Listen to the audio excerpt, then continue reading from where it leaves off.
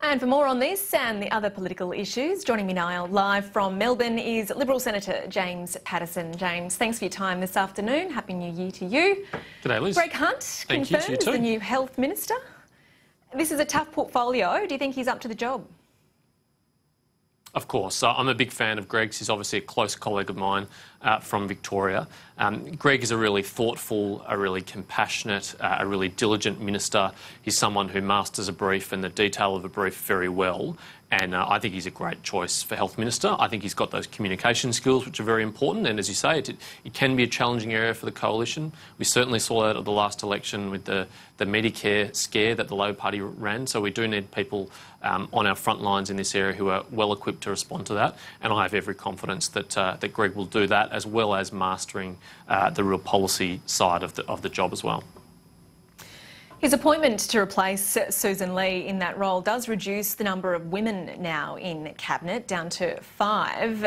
Labor's Catherine King this morning pointing out that this could be a missed opportunity by Malcolm Turnbull not to appoint another woman to Cabinet. I mean, there are some talented women on the backbench. Linda Reynolds was one of the names that was initially perhaps being considered. It's a fair point to make, isn't it? Well, I have a sneaking suspicion, Liz, that Catherine King might have found something negative to say, no matter who Malcolm Turnbull chose for this portfolio. But you're right, there has been a reduction of the number of women in Cabinet, and I'm sure everyone would prefer to see more rather than fewer women in Cabinet, and over time I'm sure we'll achieve that. But actually, by historical standards, it is still a high number of women in Cabinet. It's the same number of women that Julie Gillard had in her Cabinet, and I don't remember Catherine King saying that was a crisis for gender equity then. Maybe she held those views privately at the time. So I look, over time, absolutely, we do need to identify more women to promote in the ministry and to get into Cabinet. But the first step is getting them into Parliament, and even before that, getting them into the Liberal Party. And Linda Reynolds, someone you mentioned, has done a lot of thinking about this and the ways that the Liberal Party can achieve this. And she said, and she's right, it won't happen overnight. It will take some time. A couple of new changes as well that we didn't see coming. New talent in Michael Sukkar becoming Assistant Minister to the Treasurer. He is seen as a bit of a Conservative up-and-comer. Is this a move by Malcolm Turnbull to reach out to the right of the party? Look, I understand the interest in the media in looking at the tea leaves of reshuffles, but I think Michael Sukkar was promoted to the front bench because he's well qualified for the position that he's been promoted to.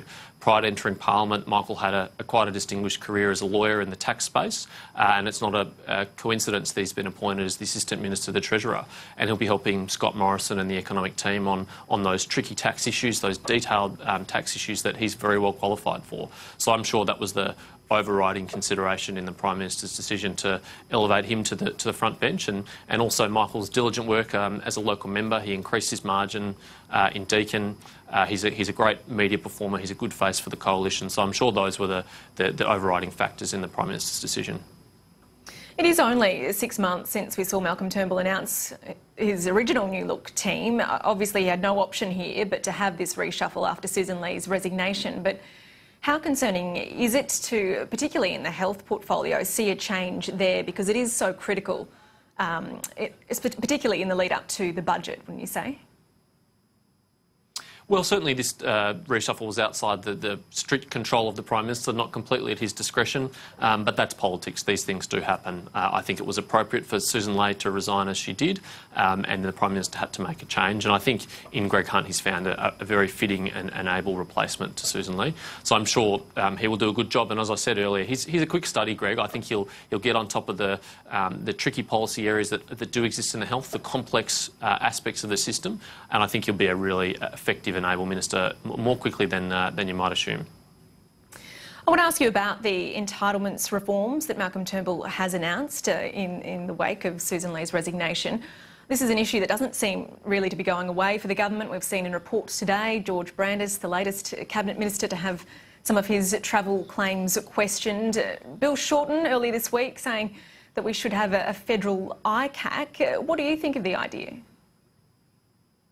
Well, I'm not convinced that an ICAC is necessary or a good move. I think a much more appropriate move is what the Prime Minister has announced, which is something to deal with the problem. And a federal ICAC would not be looking at politicians claiming travel allowance inappropriately. the Prime Minister's independent watchdog on expenses will do exactly that. So it's fit for purpose for the challenges we've had. There's no question that there has been some behaviour well outside the bounds of community expectations, and I wouldn't even attempt to defend that, and nor should anyone. And I'm pleased to see that we're going to be taking up the recommendations of the review following the Bronwyn Bishop incident a few years ago, that we'll be implementing those, and we'll be giving an independent watchdog the power to enforce them. Hopefully that will give the public confidence that their money is being spent as carefully as possible. But what all of us as politicians need to keep in mind is that we are spending other people's money. It is not our own, and we should be spending it even more carefully than we spend our own money.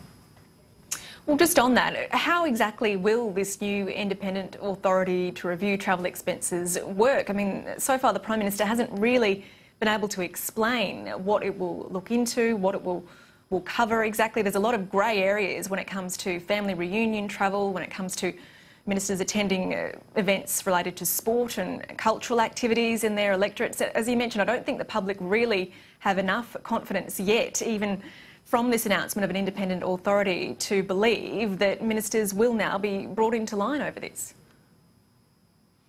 That's right, Liz, and we don't have the full package yet, and it would be inappropriate to try and do that overnight and to do it hastily. It's something that should be done carefully and appropriately, and in due course we will announce the full details of that, and I hope the public will take confidence from it when they have it.